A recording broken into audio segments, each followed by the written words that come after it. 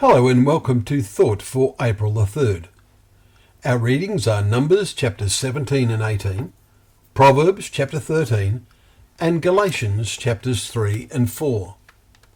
And our thought is, in the anguish of childbirth. Reading more of Paul's letter to the Galatians, we find him asking, "Who has bewitched you?" Chapter 3 verse 1. Many of them had been persuaded to adopt the observances of the Mosaic law. Yesterday we saw Paul's strong emphasis that there is only one gospel. Today's chapters emphasize the seriousness of this.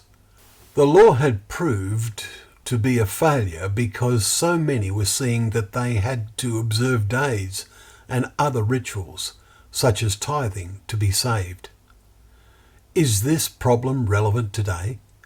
We have Easter, a celebration of which the Bible has nothing to say. Most observe it in a very worldly way. Paul says, "You observe days and months and seasons and years. I am afraid I may have laboured over you in vain." Chapter 4, verses 10 and 11. The law, Paul proceeds to say, was our guardian until Christ came. But now faith has come, and we are no longer under a guardian. As many of you as were baptized into Christ have put on Christ. Chapter 3 verses 24 and 27. The law had been fulfilled.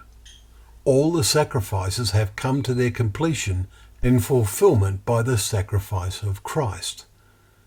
There is only one way believers should remember the death of Christ, and that is by partaking of bread and wine. The Church calls this the Eucharist, and many make a dramatic ceremony out of it, with a father figure officiating. This all detracts from the simplicity of it in the first century. Paul makes an earnest appeal to those taking part to search their hearts and minds to achieve true humility and appreciation of what it means. Read 1 Corinthians chapters 11, verse 17 and onwards. What mattered above all was that they sensed the Spirit of Christ in their hearts. Note his impassioned plea, "My little children, for whom I am again in the anguish of childbirth until Christ be formed in you." Chapter 4, verse 19. They had been born anew into Christ at their baptism, but many had been bewitched by the teaching of another gospel. If Christ was really formed in them, they could see God from their hearts as Moses did.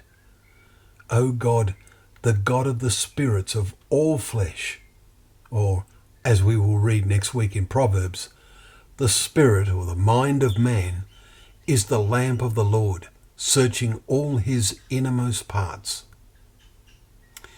Well, thank you once again for joining us for Thought for the Day, where together we can open up the pages of God's Word, knowing that Word to be a lamp to our feet and a light to our path.